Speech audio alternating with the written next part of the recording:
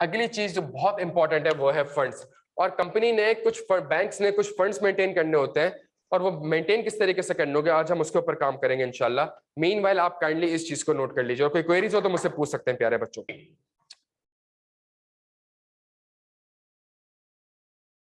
As an bankers, जरा अगली file है चलो। एज एन बैंकर्स हमें कुछ फंड्स मेंटेन करने होते हैं, और इसमें जो सबसे पहला फंड है वो पहले फंड का नाम है reserve fund. It means her banking company को जो पाकिस्तान में इनकॉर्पोरेट हुई है उसको एक रिजर्व्स मेंटेन करने पड़ेंगे।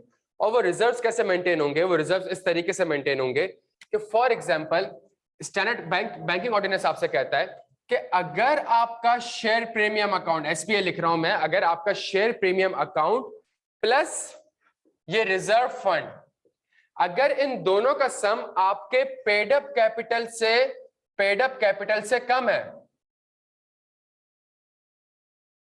जो कंपनी का शेयर कैपिटल है, एक रिजर्व फंड मैंने मेंटेन करना होगा, कितना मेंटेन करना होगा उसकी परसेंटेज डिपेंड करती है कि अगर वो रिजर्व फंड और शेयर प्रीमियम अकाउंट इन दोनों को अगर मैं प्लस करूं, फॉर एग्जांपल इन दोनों को मैं प्लस करता हूं, मेरे पास अमाउंट बनती है लेट से ₹80, और जो मेरे पास पेड अप कैपिटल है वो है मेरे पास ₹100।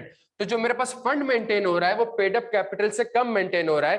चूंकि पेड अप कैपिटल से कम मेंटेन हो रहा है, स्टैंडर्ड कहता है जो आपका प्रॉफिट होगा बिफोर डिविडेंड, जो आपका प्रॉफिट बिफोर डिविडेंड होगा उसका 20% आपने रिजर्व फंड में क्रेडिट करना है। जो भी आपका प्रॉफिट होगा उसका 20% आपने कहां पे क्रेडिट कर देना है? रिजर्व फंड में क्रेडिट कर देना है। ये पहली इलस्ट्रेशन है। सेकंड इलस्ट्रेशन, अगर आपका share premium account plus reserve fund आपका ज्यादा है, greater than paid up capital है, फॉर एग्जाम्पल अगर मेरे पास शेयर प्रीमियम अकाउंट और रिजर्व फंड मिला के 180 रुपए बन रहे हैं और मेरे पास पेड अप कैपिटल लेट से ₹100 का है, तो मेरे पास यहाँ पे चूंकि ज्यादा फंड ऑलरेडी मौजूद है, अब मुझे प्रॉफिट का कितना परसेंट? 10% मुझे हर साल रिजर्व फंड में क्रेडिट करना पड़ेगा। क्या यहां तक बात समझ आती है? स्टैंडर्ड बैंकिंग ऑर्डिनेंस आपसे कहता है कि जी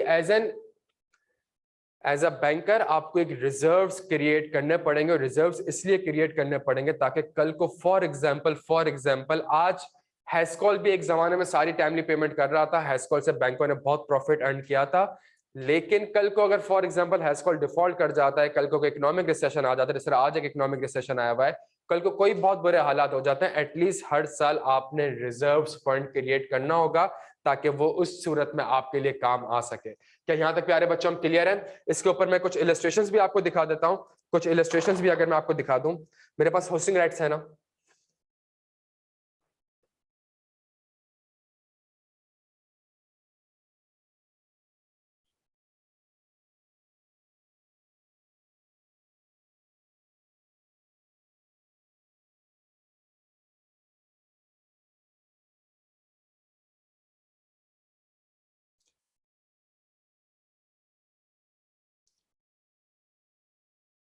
अगर मैं आपके सामने ये पढ़ूं प्यारे बच्चों, every bank incorporated in Pakistan is required to transfer 20% of their profit to a statutory reserve until the reserves equals to the share capital. Thereafter 10% of the profit of the bank are to be transferred to this reserve. अगर आप देखेंगे यहाँ पे equity में एक reserve दिख रहा होगा, इस रिजर्व्स के अगर नोट नंबर 23 में प्यारे बच्चों में जाऊं या statement of changes in equity में जाऊं, तो अगर आप statement of changes in equity देखेंगे तो आपको जो प्रॉफिट दिख रहा होगा, प्रॉफिट आफ्टर टैक्सेशन की बात कर रहा है, वो 30,558,919 की बात कर रहा है। और अगर आप यहाँ पे स्ट्रेचर रिजर्व में जाए तो ये 10% यहाँ पे ट्रांसफर किया गया। 10% क्यों ट्रांसफर किया गया है? 10% इसलिए ट्रांसफर किया गया है बिकॉज जो आपके रिजर्व्स हैं वो 60 बिलियन के हैं, आपका शेयर कैपिटल 21 बिलियन का है, आपके रिजर्व्स ऑलरेडी आपके शेयर कैपिटल ज्यादा है, तो 10% की रिक्वायरमेंट है, और 10% के हिसाब से प्रॉफिट आफ्टर टैक्स का 10% यहाँ पे रिजर्व्स में ट्रांसफर कर दिया गया है। क्या यहाँ तक क्लियर है प्यारे बच्चों हम सारे? क्या ये बात समझ आती है हमें?